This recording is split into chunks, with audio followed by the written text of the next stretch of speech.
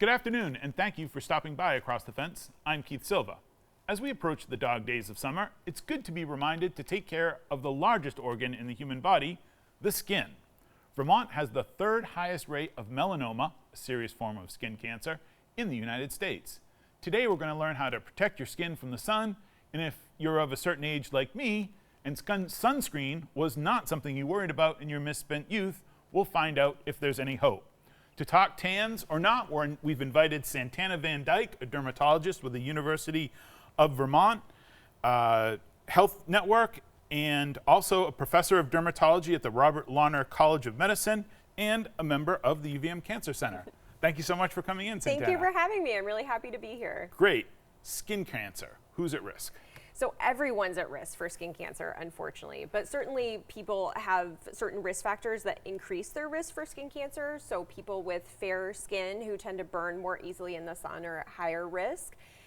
People who have spent a lot of time outdoors, whether that be through working outside or just enjoying the beautiful Vermont summers and winters that we have here. Mm-hmm. Certainly people with a family history of skin cancer, particularly melanoma, are also at higher risk for skin cancer, and people who have used tanning beds in the past, that's also a risk factor for developing skin cancer. And in my notes I have read that you're damaging DNA, and that's yes. that DNA is what leads to skin cancer? Exactly. So okay. UV radiation can lead to DNA mutations, and then that can ultimately lead to cancerous growth over time. Okay.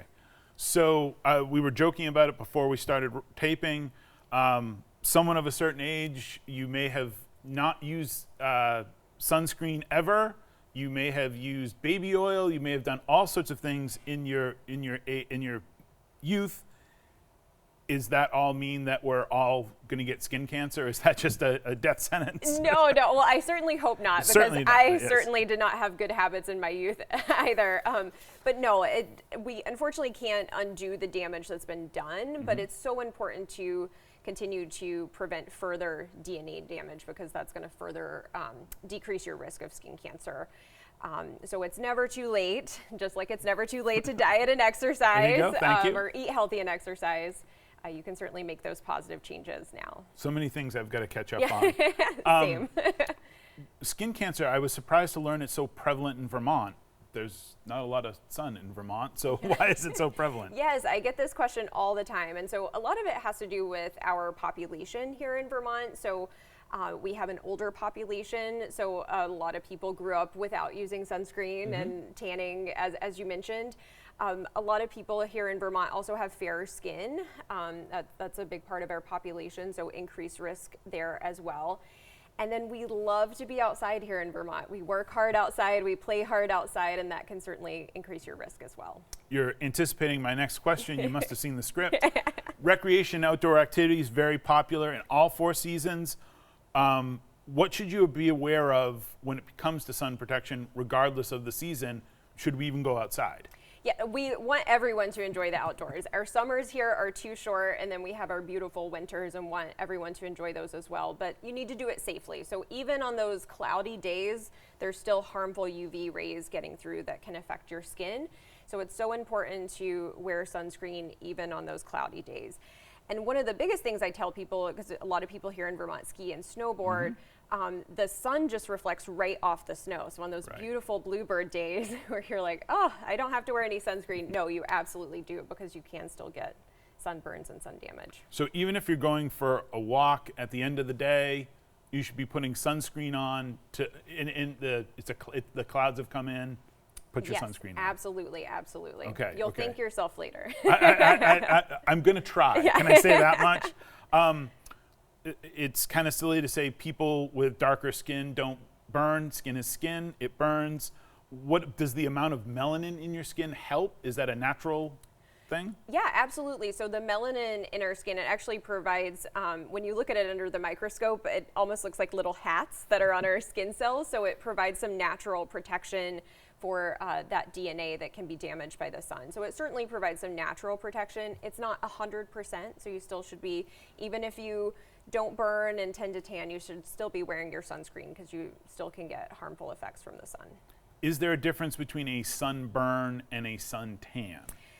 They're both damage to the skin. Of course, a sunburn is worse because you're actually directly damaging those skin cells. That's why it's called a burn. Is a burn and is very painful. Right. But tanning, what causes tanning is your skin actually increases that melanin production to try to protect your skin. So again, like a little hat, it's trying to protect itself, but that means you're getting sun damage there. Okay. So your skin doesn't like to be tan. So even you're getting not naturally tan. even getting a little color, as my mother would say, is not, totally safe. Exactly. It's still sun damage. It can still increase your risk for skin cancer as well as skin aging. So very important to. So again, looking back 30, 40 years, a base tan, again, not.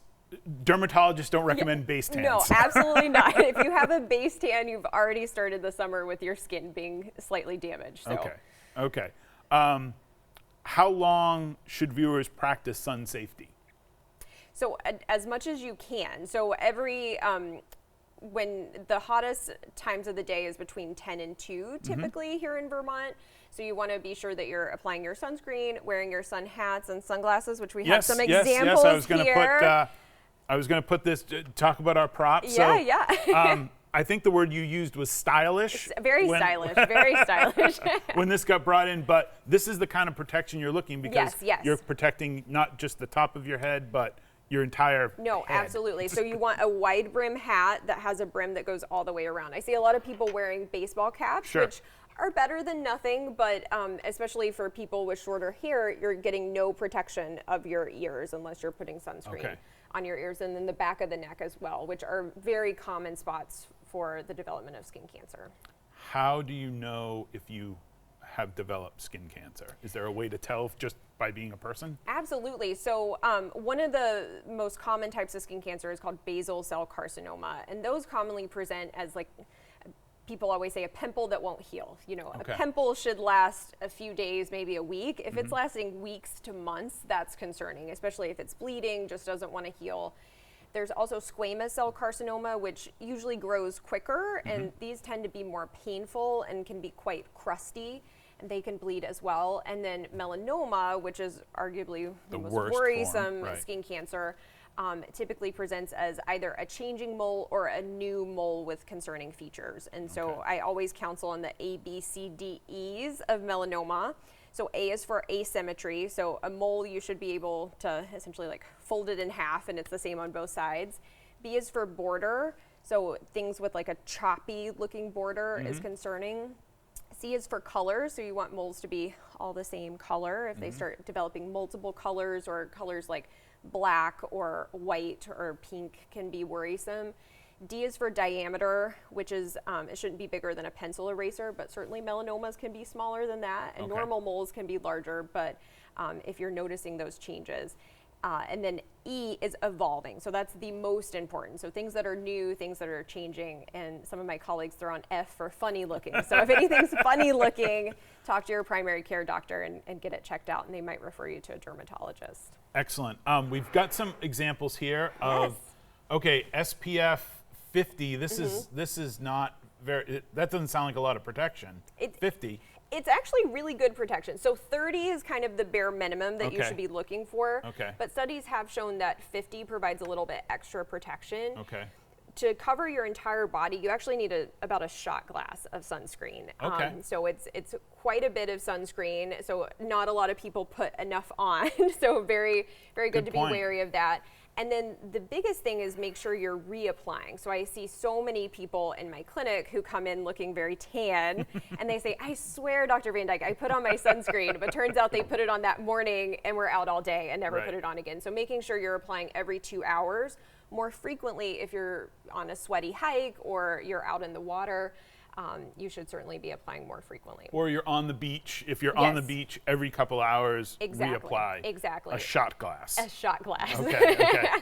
This one looked a lot of fun, SPF 50, and this is sort of like roll-on deodorant. It's just a bar that goes right on. Yeah, this is one of my favorites. I have one of these at work because I love to do a lunchtime walk, and so I just put on my sunscreen and it goes on really well and blends in nicely. See, that's why we wanted to you practice what you preach. Yes, exactly.